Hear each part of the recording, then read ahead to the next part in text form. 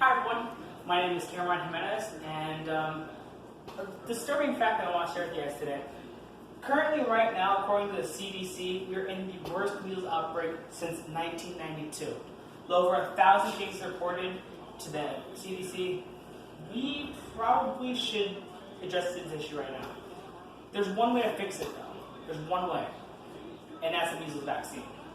But people may ask, but vaccines cause autism. So let me explain a little bit more and probably address this issue right now. According to the World Health Organization, or the WHO, vaccines are 85 to 95% effective in what they do, which would be to prevent a disease and to build immunity in your immune system for it.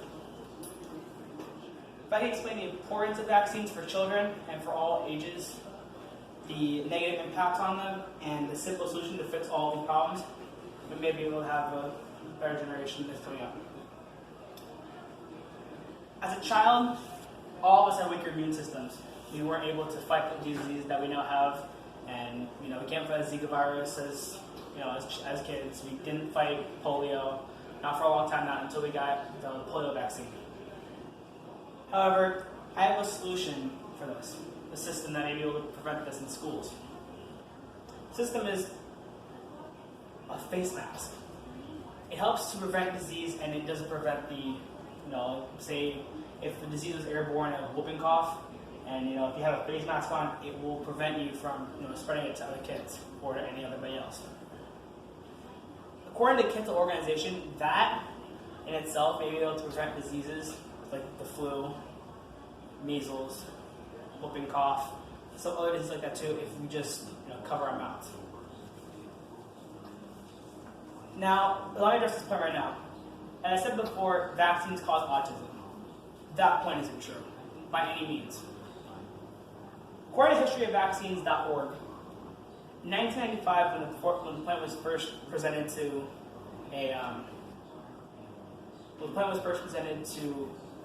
British scientists, us researchers, it took them roughly 2 months, and they still could not find a link between the MMR vaccine and autism. While the subjects that were tested for it did have autism, it wasn't because of the vaccine. Well, that's not what they thought.